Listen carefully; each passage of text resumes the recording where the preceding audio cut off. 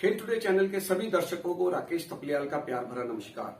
खेलों के रोचक किस्से की आज की कड़ी में हम चर्चा करेंगे भारत के महान बल्लेबाज सुनील गावस्कर साहब की। सुनील गावस्कर साहब का आज जन्मदिन है और उन्हें जन्मदिन की बहुत शुभकामनाएं देते हैं और उनसे जुड़े कुछ किस्से मैं आपको सुनाऊंगा जिससे मेरा भी जुड़ाव रहा है।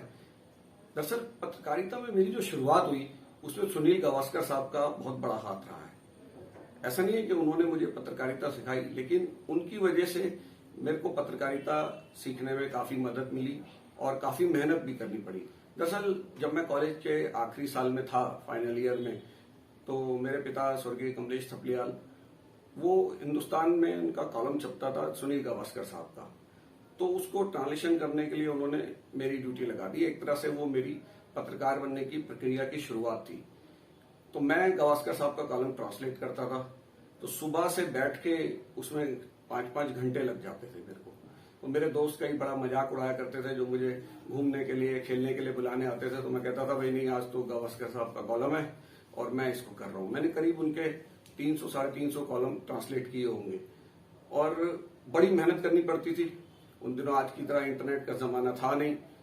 4 तरह की डिक्शनरियां रखनी पड़ती थी, English to English, English to Hindi, और उनका फिर भी वो ऐसी अंग्रेजी लिखते थे कि जिसको समझना उतना आसान नहीं था, क्योंकि हमारी अंग्रेजी उतनी अच्छी थी नहीं।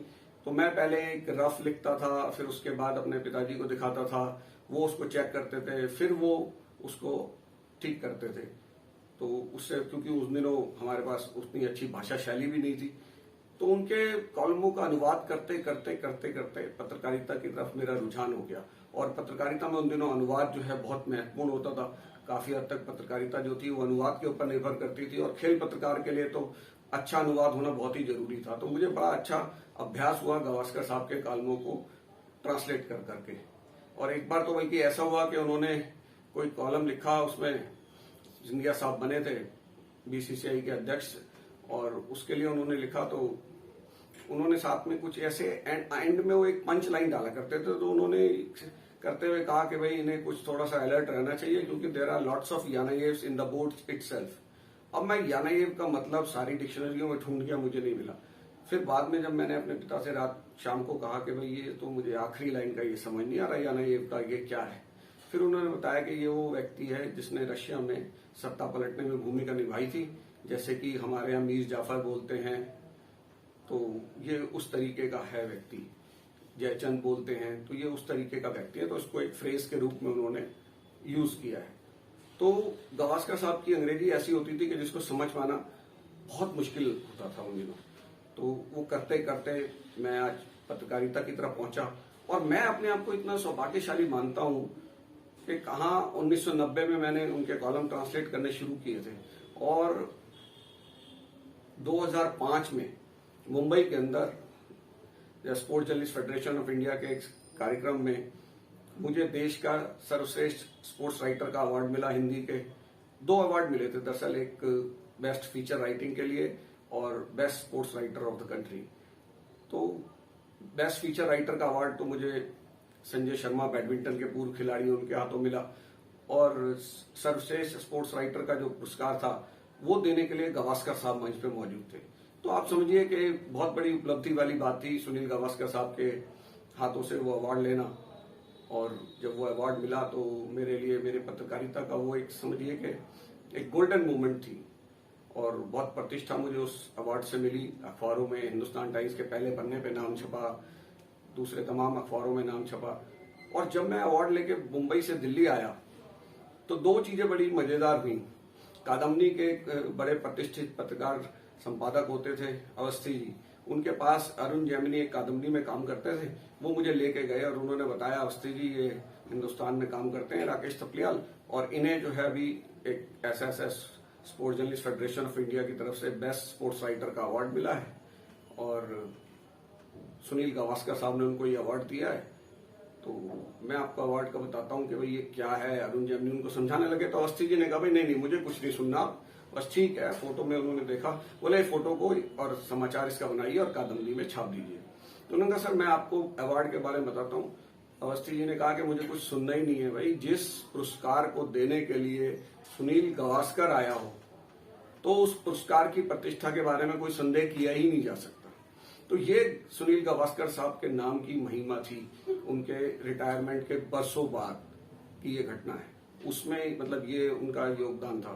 तो अवस्थी जी ने कहा कि मुझे कुछ सुनना ही नहीं है, जिस अवार्ड को देने गावस्कर आ गए तो वो अवार्ड इतना प्रतिष्ठित होगा कि हम उसको अपनी कादम्बरी में छापेंगे आराम से। और उन्होंने फिर उसको मेरी फोटो के साथ समाचार उसको छापा वहां पर। लेकिन देखिए, वो फोटो जो अवार्ड लेते हुए फोटो थी, हमारे हिंदुस्तान टाइम्स के फोटोग्राफर वीरेंद्र सिंह हैं, उनको भी वो अवार्ड मिला था वहां पर। तो उन्होंने वो फोटो मेरी खींची थी और उन्होंने वो फोटो मेरे को दे दी।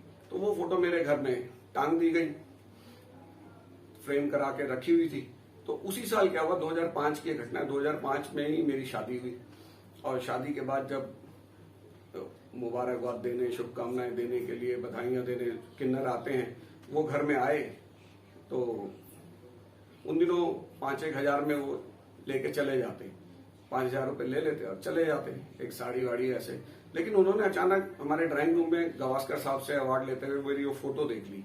और उस फोटो को देखते उन्होंने कहा, नहीं भाई, ये लड़का तो बड़ी चीज है, क्योंकि गावस्कर से अवार्ड ले रहा है, गावस्कर के साथ इसका फोटो है, तो ये लड़का तो ऊंची चीज है। तो वही 10,000 रुपए ले, तो 5 की जगह उस फोटो की वजह से उन्हें 10,000 रुपए देने पड़े। तो गावस्कर साहब जब भी फिरोजा कोटला में आते हैं बतौर कमेंटेटर, तो तमाम लोग उनका, जब वो लॉबी में होते हैं तो उनके साथ फोटो खिंचवाते हैं और वो भी बड़ी खुशी खुशी सबके साथ फोटो खिंचवाते हैं।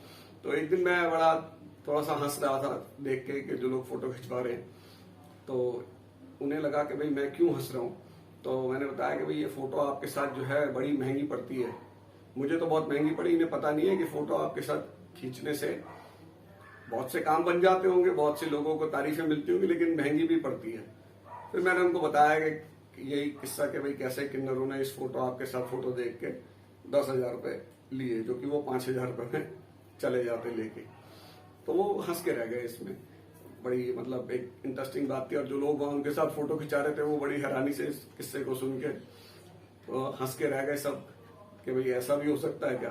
तो गावस्कर साहब के फैन पूरे देश में थे और सब लोग उनको बड़ा पसंद करते थे। पूरी दुनिया में जो उनका मान सम्मान नाम रहा, उसकी तो कोई कल्पना ही नहीं कर सकता कि आज के युग में अगर किसी को बताया जाएगा कि ऐसा बल्लेबाज हुआ, तो नए खिलाड़ियों के लिए, उभरते खिलाड़ियों के लिए वो यकीन करना भी मुश्किल हो जाएगा। गावस्कर साहब एक हमारे देश की ऐसी हस्ती रहे हैं कि जिनकी तुलना किसी दूसरे बल्लेबाज के साथ की ही नहीं जा सकती। स्पिनर हो चाहे फास्ट बॉलर हो, सबको एक समान रूप से खेलते थे। और इसके अलावा वो एक बड़े हाजिर जवाब क्रिकेटर थे। आज भी उनके साथ कोई अगर आप कोई चर्चा करें तो बड़े एक हाजिर जवाब है। एक दिन आईपीएल के मैचों की बात है कि हम लिफ्ट में, मैं, सुनील गावस्कर साहब और लक्ष्मण शिवारामाकृष्णन जो कि पूर्व टेस्ट क्रिकेटर है, हम तीनों जने लिफ्ट में जा रहे थे। तो लक्ष्मण शिवारामाकृष्णन ने कहा, मेरी तबीयत बड़ी खराब हो रही है और मेरे को बड़ी दिक्कत हो रही है। तो गावस्कर साहब ने कहा कि यार तू कैसा बंदा है, मुझसे 10-15 साल छोटा होगा और अभी से तेरे को ऐसी दिक्कतें क्यों हो रही हैं, थोड़ा सा फिट रहो, अपना फिट रहा करो। तो अब शिवराम कृष्णन साहब के पास इसका कोई जवाब नहीं था उनका, क्योंकि गावस्कर साहब बहुत ही फिट नजर आते हैं। और यकीन मानिए, मैंने उनको 50 बार देखा होगा कि खाते भी बड़े शौक से हैं। मटन उनको बहुत पसंद है और बड़े शौक से खाते हैं वो।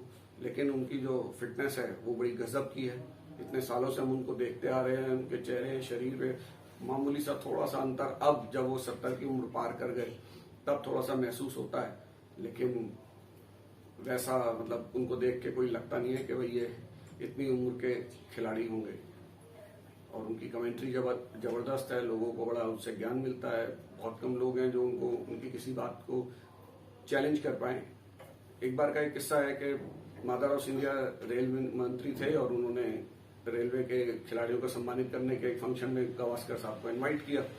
गावस्कर साहब थोड़ा लेट से पहुंचे तो सिंधिया साहब ने कहा कि अगर आप ट्रेन से आते तो लेट नहीं होते। तो गावस्कर साहब तो हाजिर जवाब थे ही, उन्होंने बड़े प्यार से कहा कि मैं एक बार ट्रेन से चढ़ा था तो ट्रेन पटरी से उतर गई थी, तो उसके बाद से मैं फिर चढ़ा नहीं ट्रेन के अंदर। खैर मजाक की बात थी। और उस फंक्शन में ये तय हुआ कि भाई जैसे रेलवे की वॉलीबॉल टीम है तो उसका कप्तान गावस्कर साहब से हाथ मिलाएगा या अपनी ट्रॉफी लेगा और चला जाएगा। एथलेटिक्स टीम का कप्तान हाथ मिलाएगा, ट्रॉफी लेगा और चला जाएगा। लेकिन जैसे ही पहली कोई टीम आई, उसके सारे खिलाड़ी चढ़ गए स्टेज पे उनसे हाथ मिलाने के लिए। और उसके बाद तो लगातार सारे खिलाड़ी चढ़ते रहे, हर टीम के खिलाड़ी 15-15, 16-16 खिलाड़ी सब चलते रहे, अधिकारी उनसे हाथ मिलाने के लिए। और गावस्कर साहब बार बार अपना हाथ पकड़ के ऐसे करते थे जैसे हाथ उनका दुख रहा हो, मतलब मजाकिया लहजे में। तो बड़े मजेदार चीजें गावस्कर साहब के साथ रहती थी। और जो उनकी राइटिंग थी वो तो बड़ी गजब का लिखते थे वो, मतलब आप सोच नहीं सकते। मुझे याद है कि 1998 का मैं ऑस्ट्रेलिया के साथ एक टेस्ट मैच था, हम कवर कर रहे थे चेन्नई के अंदर, तब उसे मद्रास कहा जाता था। तो वहां पर हमारे प्रेस बॉक्स के जर्नलिस्टों के बैठने के ऊपर मीडिया का बॉक्स था जहां पर कमेंट्री होती थी। तो गावस्कर साहब अपनी कमेंट्री के दौरान ही अपना उन्होंने जो डेली का कॉलम था वो उन्होंने लिख लिया और करके वो नीचे प्रेस बॉक्स में आए, क्योंकि प्रेस बॉक्स के साथ ही एक टेलीग्राफ का कैंप ऑफिस लगता था जहां पर फैक्स करने के लिए मशीनें लगी होती थी। तो उनके हाथ में उनकी लिखा हुआ कॉलम देखकर एक एजेंसी के जर्नलिस्ट ने, शायद यूएनआई के वो जर्नलिस्ट थे, उन्होंने उनसे कहा कि लाइए मैं टाइप कर देता हूँ। तो गावस्कर साहब समझ गए कि भाई एक अपना लिखा हुआ कॉलम अपनी दिन भर के ऑब्जर्वेशन में एक पत्रकार को, वो भी एक एजेंसी के पत्रकार को कैसे दे दूं? अगर इसको दे दी तो भाई ये तो सारा कुछ पढ़ लेगा, इसमें फाइनल पॉइंट जितने भी जो गावस्कर साहब पकड़ सकते हैं वो एक आम जर्नलिस्ट तो जल्दी से पकड़ नहीं सकता। तो गावस्कर साहब ने कहा नहीं, my office understands my hand writing very well, so I will fax it, thank you very much. और करके फिर वो चले गए और उसको फैक्स उन्होंने अपने ऑफिस में किया। तो वो बड़े गावस्कर साहब की खासियत थी कि हमेशा बड़े अलर्ट वो रहते हैं और उनको जल्दी से कोई किसी चीज में फंसा नहीं सकता। और चलते चलते आपको एक टेल पीस बताऊं जो गावस्कर साहब ने खुद अपनी किताब में लिखा है कि जब वो पैदा हुए थे अस्पताल के अंदर, तो उनके किसी जानने वाले ने उनको जब गोदी में उठाया तो उन्होंने एक निशान उनके कान के पास देखा था, बर्थ मार्क जिसे होता है। लेकिन जब वो सज्जन अगले दिन आए, उन्होंने बच्चे को गोदी में उठाया तो उसके वो बर्थ मार्क था नहीं। तो एकदम से हड़कंप मच गया, हॉस्पिटल में तलाश करने की शुरू हुई। तो पता चला जी वो बच्चा, मतलब सुनील गावस्कर साहब, वो एक मछुआरे की बीवी के पास सोते हुए पाए गए। तो वहां से जब बच्चे को गोदी में उठाकर चेक किया गया तो वो बर्थ मार्क उसके पास था। तो अगर सोचिए, अगर उस सज्जन ने वो बर्थ मार्क नहीं देखा होता पहले दिन, तो हो सकता है कि सुनील गावस्कर साहब आज क्रिकेटर ना होते और किसी मछुआरे के परिवार में मछली पकड़ने का कार्य कर रहे होते। तो अपनी अपनी किस्मत। आपको उम्मीद है कि ये कार्यक्रम पसंद आया होगा, और अगर आपको ये कार्यक्रम पसंद आ रहा है तो इसको आप सब्सक्राइब करें, लाइक करें, अपने दोस्तों से कहें कि इसको शेयर करें और इसको आप देखिए, और इस तरह के रोचक किस्से आपको लगातार सुनने को मिलते रहेंगे। आप सभी दर्शकों का बहुत बहुत धन्यवाद।